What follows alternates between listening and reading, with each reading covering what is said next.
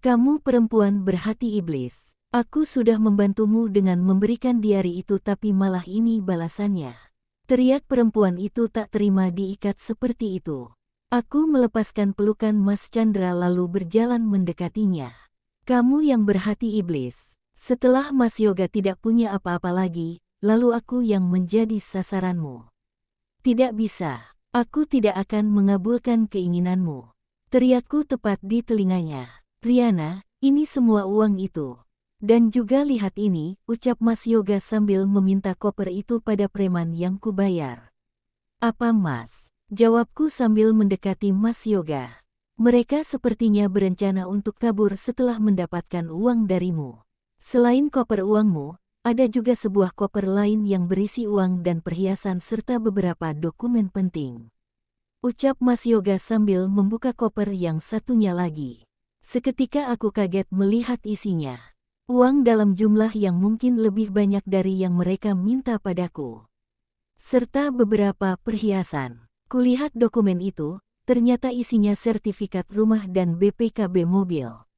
Itu milikku. Jangan sentuh itu. Teriak mereka berbarengan. Ikat mereka di kursi. Perintah Mas Chandra pada preman itu. Mereka meronta mencoba melepaskan diri. Masih terdengar sumpah serapah yang keluar dari mulut mereka. Kalian serakah sekali. Semua ini bukan hak kalian.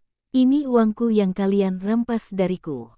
Hardikku pada mereka lalu menutup koper itu kembali. Mau kita apakan mereka, bos? Tanya seorang preman itu padaku. Yang laki-laki aku ingin salah satu dari kalian untuk menghajarnya. Buat dia sedikit babak belur. Tapi jangan sampai cedera berat. Dulu, dia juga menamparku dengan sangat keras. Balasku pada mereka. Salah seorang preman lalu mendekati pria itu dan menjalankan perintah dariku. Pria itu menatapku dengan pandangan penuh amarah. Sekarang waktunya untuk membalaskan semua rasa sakit di hatiku. Pria itu menjerit menahan sakit tiap kali preman itu memukulinya. Darah segar mengalir dari sudut bibirnya. Aku menatapnya dengan puas. Cukup, itu sudah cukup, teriakku pada preman itu. Mas Chandra memegangi pundakku. Sepertinya dia tidak ingin aku bertindak lebih jauh lagi. Kamu sialan, Riana. Aku tidak akan memaafkanmu. Teriak perempuan itu padaku. Aku sontak menatapnya dengan marah. Pukulan keras yang pernah dia layangkan pada kepalaku masih terasa bagiku. Aku lalu mendekatinya. Kamu yang brengsek, perempuan matre. Teriakku sambil melayangkan sebuah tamparan keras di wajahnya. Tamparan itu membuatnya meringis kesakitan. Tidak ada darah yang membekas di sudut bibirnya. Sekali lagi aku menamparkan pipinya dengan keras. Itu sukses membuat bibirnya berdarah. Itu cukup untuknya.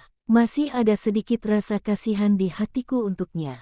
Karena dia tengah hamil. Kamu brengsek, teriaknya sekuat tenaga. Aku tak menghiraukan teriakannya. Aku tidak akan membuatmu mati di sini.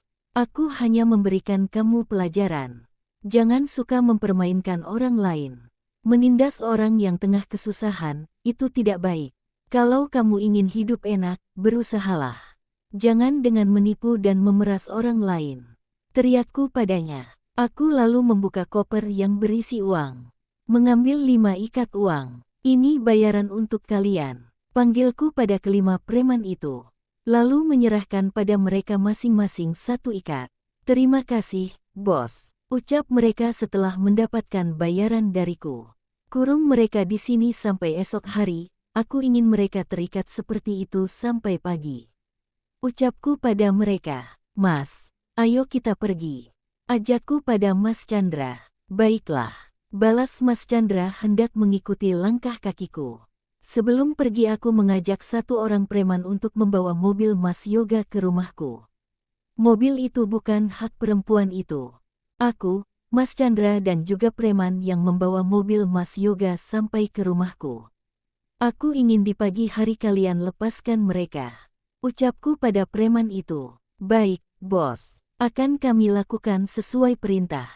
Balasnya padaku. Mas, aku ingin istirahat. Sebaiknya Mas antarkan kembali preman itu ke tempat tadi. Pintaku pada Mas Chandra. Baiklah, Kamu istirahat saja. Mas pergi dulu. Besok pagi, Mas datang ke sini, balas Mas Chandra padaku. Aku lalu mengangguk dan mereka pun pergi. Aku memasuki rumah dengan 2 buah koper yang aku jinjing. Aku segera menyimpan uang yang ada di dalam koper itu ke dalam brankas milikku. Setelah itu, aku membersihkan diri di kamar mandi. Aku melakukannya dengan cepat. Aku sudah tidak sabar lagi membaca isi diari Mas Yoga. Setelah berganti pakaian, aku lalu duduk di atas ranjang. Meraih tas yang tadi aku pakai lalu mengeluarkan diari itu. Dadaku berdebar tak karuan saat melihat diari itu. Perlahan aku membuka halaman pertama diari itu, tertulis dengan lengkap biodata suamiku.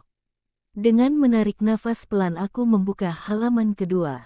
Aku bertemu lagi dengan perempuan itu. Tak sengaja aku melihatnya ikut menghadiri seminar yang diadakan di kampusku. Ya, itu Riana, anak dari korban tabrak lari yang aku lakukan sebulan yang lalu. Dengan cepat aku mencatat alamat perempuan itu. Mimpi buruk yang akhir-akhir ini selalu menggangguku sungguh membuatku frustasi. Sejak mengetahui tempat tinggal perempuan itu, aku selalu mengikuti kemanapun dia pergi. Dengan melihatnya hidup bahagia membuat rasa bersalah di hatiku sedikit berkurang. Setidaknya perempuan itu tidak sedih lagi atas meninggalnya kedua orang tuanya. Aku terhenyak membaca halaman pertama diari itu. Seketika aku berteriak histeris, memukul-mukul ranjang yang aku duduki. Menangis meraung-raung, memegangi dadaku yang terasa sangat sakit. Ternyata Mas Yoga lah yang telah menyebabkan kedua orang tuaku meninggal. Dia yang tanpa kasihan membiarkan ayah dan ibuku tergeletak di jalanan. Aku memanggil-manggil ayah dan ibu. Aku merasa sangat berdosa pada mereka. Selama ini aku hidup dengan orang yang telah membuat mereka meninggal.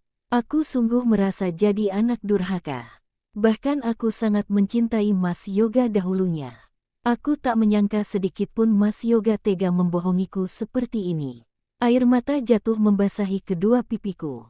Tanganku gemetar membuka halaman ketiga diari itu.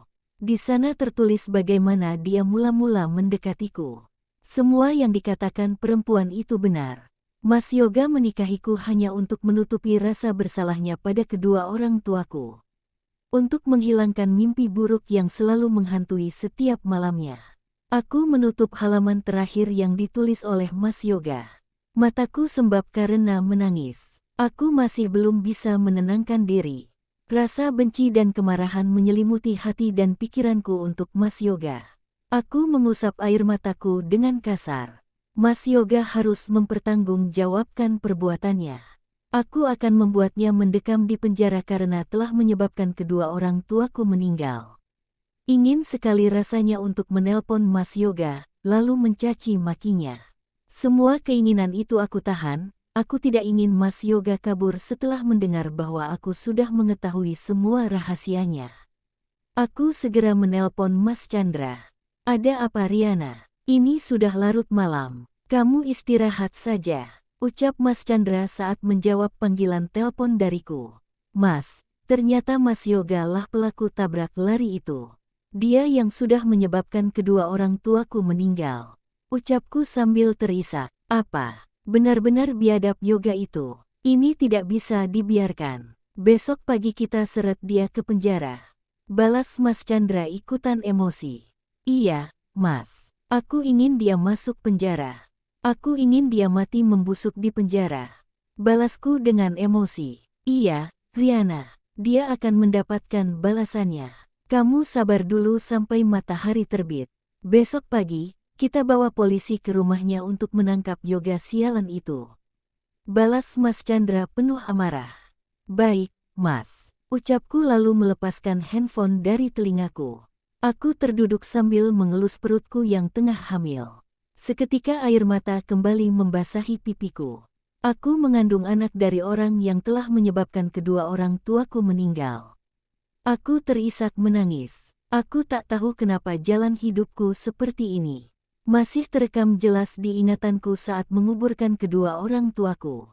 Rasa kehilangan itu tak pernah terhapuskan dari ingatanku.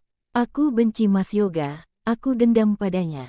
Aku tidak akan mengampuninya. Akan aku buat dia mendekam di penjara selama mungkin. Dia telah membunuh kedua orang tuaku, dia juga sudah mempermainkan kehidupanku. Aku tidak terima semua ini.